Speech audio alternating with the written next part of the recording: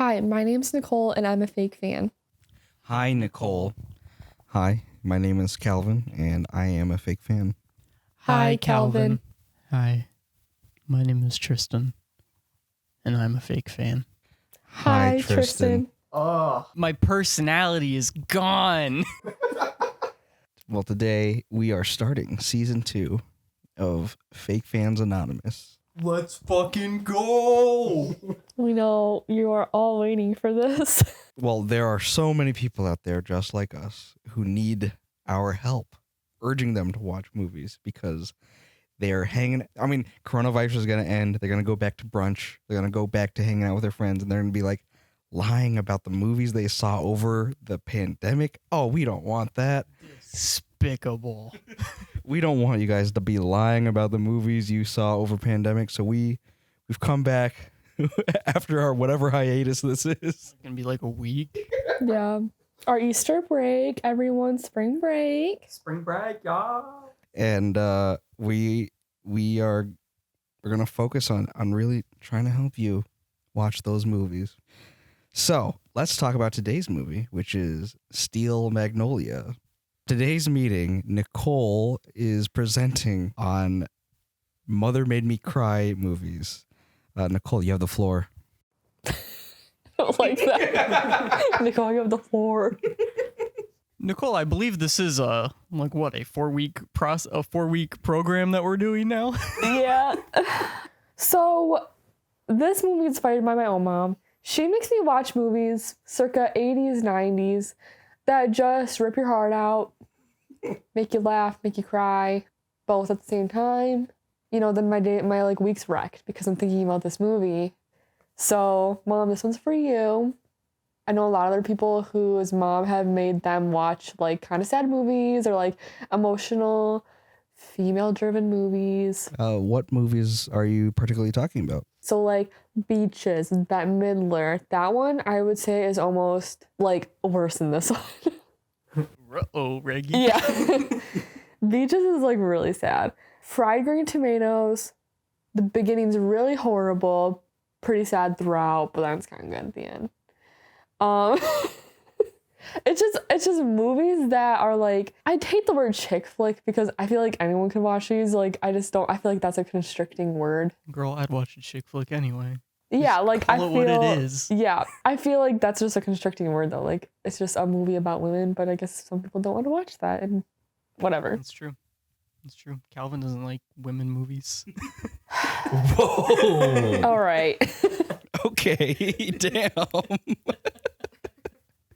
So, today's movie is Steel Magnolias.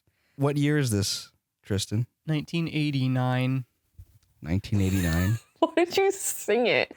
1985, Bowling for Soup. No? Okay. This is 1989. This movie's 1989. I don't know. I mean, I know not all fake fans are crazy about, who's the producer, who's the director, who's all this. But I think the most important thing in this is who's in the cast. Nicole, who's in the cast of this movie? You're gonna love it. It's Sally Field, Dolly Parton, Julia Roberts, Daryl Hannah, Olympia Dukakis.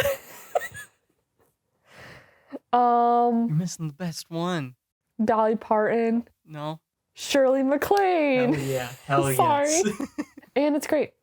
Great cast. Mm-hmm. It really is. Since, Nicole, you're our sponsor this week, tell us a bit about the story. What you don't even have to tell the whole story, the Okay, synopsis. just the setup. Yeah, look, tell people why they should watch this movie kind of, overview, I wouldn't tell people all the details of a movie. I wanted to get them to watch a Here movie. you go. It's about this group of women, the cast we just mentioned, focusing on the different lives and literally the different seasons of their lives. You go through different holidays. That's actually a beautiful synopsis of the movie. Yeah. But what holiday movie is this? I would say Easter because you get 2 Easters. That's true. You get more Easters than any other holiday. And it's the opening and closing, so it's kind of It's supposed to be a full circle. At the beginning, talking about Shelby's life, and at the end, Annel is kind of starting her life. And Sally Field even says that. It sounds cheesy, but it's true. But she's like, life just keeps going. when she's swinging Jack Jr. Oh, you almost spoiled the ending. Yeah. I felt like you were close to spoiling the ending, but I'm glad you didn't. Mm-mm. Well, Nicole, you're our sponsor this week. Are you a fake fan of this film? No, I have not, and I also am very much not, because I have seen it on an anniversary showing in theaters for a Mother's Day showing. Ooh. That's the opposite of a fake fan right there. That's a full-fledged fan. Got to have a jacket for that or something. Get a shirt that says I punched Weezer. Yes, I slapped Weezer. Or I was it slapped punch? Weezer. Slapped or punch? I can't remember. Well, she was joking you punched her, but then the kid slaps her. Yeah. I am a fake fan of Steel Magnolia and Dolly Parton and a lot of those cast members. Like, I like Sally Fields. I like Shirley MacLaine. But aside from like The Apartment, I haven't seen any of her movies. So, yeah, I'm a fake fan of everything of this film, Steel Magnolias. Tristan, are you a fake fan? Yo, bro, same. Yo! I am a fake fan of this movie and of the other things you said. I will also say how much I love Shirley MacLaine, but I'm watching this movie and I'm like, I've only seen her in The Apartment. I gotta see more Shirley MacLaine movies, to be honest with you, because she's just amazing in this. And I think there's a lot of fake fanery around someone like Dolly Parton, who is like this mega star across so many different mediums. And, she is a lovable person, great personality. But then how many pieces of work have you seen? Like, oh, I've listened to some of her music or watched one or two of her movies. Definitely something to watch. Definitely something to dive more into. Her body of work. She's just got so much. It's great. So for the fake fans in the room, what do you think? Do you think this is overrated, underrated, appropriately rated? What do you think, Tristan? Considering I hadn't really heard about this movie until Nicole talked about it, I'll say underrated, because I could tell really fast that this was based off a play, just how the dialogue was working and how I didn't really get sucked in until like half hour through the movie. Once we got past the wedding stuff and all the introductions, because they do introduce you to a lot of characters at once. Mm. But it was when you're first introduced to, who's the rich lady's name? Clary? Like the Clary. funny one, not the mean one. Yeah, when you're first introduced to her and Dolly are talking, I'm like, am I just watching a play? But as the movie progressed, I did really get into a lot of these characters' lives, and I did really enjoy it. I did almost cry. I haven't gotten there yet.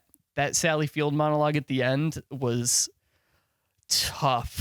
It's intense. It was tough. I'd say, yeah, Sally Field is a definite highlight of this, as well as Julia Roberts was amazing. She was nominated for an Oscar for this movie. And Shirley MacLaine should have been, because, oh my gosh, Shirley MacLaine, her performance in this is, I'm going to go out on a limb. It's one of the best performances I think I've ever seen was from Shirley MacLaine in this movie. She was so good. So funny. I would double that entirely. I mean, to the sense that like I haven't heard about this movie from a lot of people, but because of that, yeah, it's underrated. As far as Nicole was telling me, like she praises this movie up and down, appropriately rated.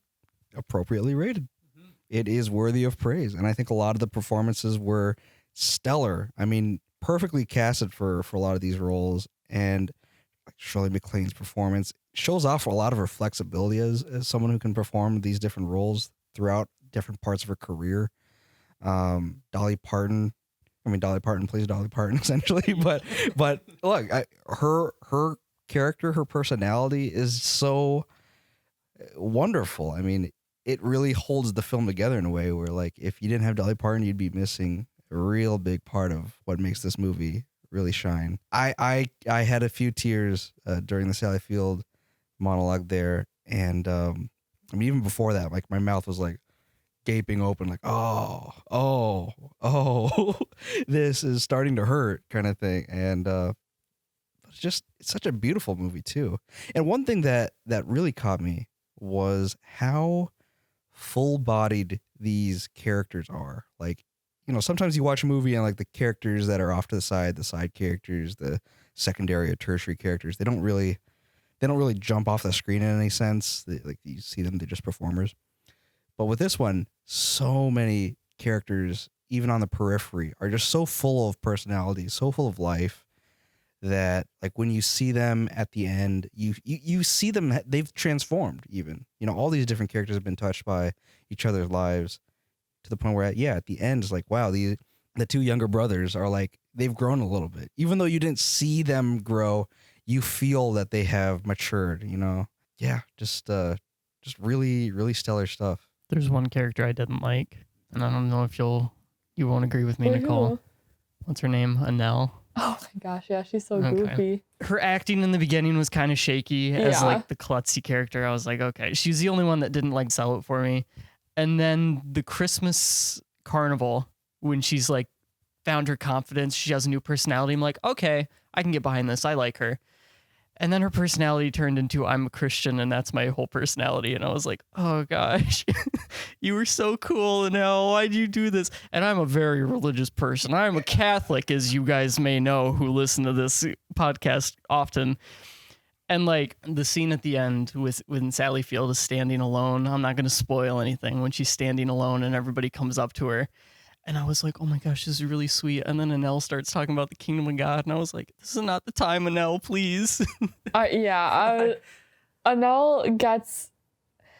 I actually didn't know it was like on stage until I saw like that credit on there just now. So like the character of Annel is very like stagey, like just someone who keeps flip flopping their personality. Like that feels like a stage. I would disagree a little bit in that. Like, I know people like her, you know, like I this character, like you might not like the character, but the character exists in the real world and I see its place in this story. I don't know. I liked it. I like her. I just liked everybody else so much more. It was a little off-putting because I recognized her face from Blade Runner. And so it was just kind of like, she plays a similar kind of klutzy, kind of, what do you call it? Like scaredy? I'm not scared. What do you call it? Like a naive character, somewhat scared of the world kind of character in Blade Runner. So it was just a little weird. Also, her face structure is really unique in that sense. It's just like it catches you off guard to see her on screen. Honestly, Let me say to the makeup department, like, and Nicole, you brought this up too. Well, like letting us know when she showed up at the Christmas parade, I had no idea that was her. It's like for like a brief second, I always forget that is her because. I mean, I'm gonna be honest, Dolly can take over a screen. So like you're just looking at Dolly, but then you realize, oh shit, that's Annel. yeah, because like first off, to the hair and makeup team, that was awesome. But then like that's when her personality was different too, so it was like a whole different person. And I liked that. the production design in this movie was fantastic. Just building off of how the characters are so fully embodied by these actors, the spaces that they are in this film are so well designed, so well lived in. I was really just blown away by so much of this. This is really just a fantastic movie, Nicole. I really enjoyed this. Good. What do you think, Nicole? What do you think about this movie? What are your thoughts? What do you think as the film sponsor today? Oh, I like because it's like one of those movies where it's like I love it. I'm gonna make our kids watch it. I'm gonna be the mom that makes them cry. How early did you watch this movie? High school or beginning of college, like when I was at CC. I can't remember. I've seen this a million times. And what are your thoughts about the movie? It's good. It's a good movie for like everyone. I think like because it has like all the female cast, I feel like it can get like construed as like a chick flick. But I feel like anyone could watch this. It is like a good story. Like it isn't just about like a bunch of women's lives. Like it is a good story. It's a story about life. And it's so full of, it's full of like landmark moments within particularly the lives of women in general, you know, getting married, having a kid, and then like being a mother, grandmother, pregnancy at the end. I mean, there's just like, it's so full of those kind of landmark moments for women, but it's not something that dudes can't enjoy. Right, Tristan? Yeah, man. Yeah. Cry with my bro. Oh my god. I can have a tear on my left cheek with my bro. If I was a mom, I wouldn't want to watch this movie. Just because it hits. It's too sad. Without spoil, like, It hits too hard if you were a mother to watch this movie. I am nowhere near close to having children like in my life, but like a huge irrational fear that I don't have to worry about yet is the fact that what if I have kids and they go before me? It's just fucking horrifying to me. And that's why I think character's monologue in this movie hit so hard, because it's like such a heartbreaking thing to have to deal with or to be somebody who you don't remember who your mom is because a parent passed away before you could remember them. Yeah. So if I was a parent, oh gosh, I would not want to watch this movie. Okay, when I was in the theater for like the Mother's Day like thing, oh god, I could hear everyone. Yeah, it was awful. Just imagine. Oh man. If I was in that environment with everybody, it's like when I saw Coco and the whole theater was crying. That would be me. Oh no, I could not do that. Yeah. I'm on the other side of it where like, yeah, I have that fear, but I think, this movie is about cherishing your loved ones, that's why I guess your mom probably showed you, Nicole, this movie, like a bonding movie, like, like cherish the time we have together kind of thing. It is a very loving movie. Like, watching these strong steel magnolias. This really was a steel magnolia. Watching these women that could all be like movie mothers or aunts. Like it was comforting. Even Shirley MacLaine, like she's kind of a psycho, but man, she's the psycho aunt. But she was so cool. Oh my gosh. I love Shirley MacLaine, dude. Well, they all showed their love in different ways. And that's why this film really stands out in my mind, because all these different characters, they impact each other's lives in different ways. They all show their love in different ways. And that as the audience member, I just felt like this full broad range of warmth from so many different people in different ways that just, when you get to that ending, it just feels so full circle, so full body. It was a great feeling at the end of the movie. And yeah, if I were a woman who could relate to these events in a woman's life more, then yeah, I would probably be bawling like Nicole. I was close. It's okay, Tristan. I still haven't done it. Know your feelings. I'm gonna make it through Mom Made Me Cry without crying.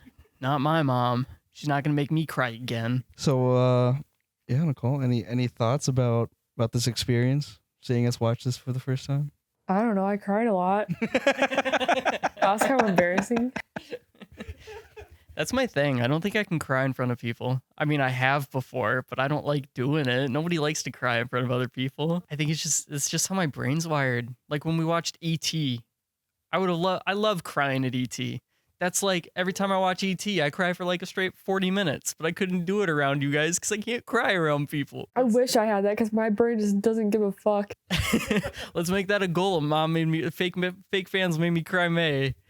You guys gotta make me cry. Bet you can't. Bet. I think Beaches would make you cry. Beaches. Yeah, it's pretty bad. Or I haven't seen, like, I feel like I haven't seen it like enough to remember it, but what is it? The Outsiders?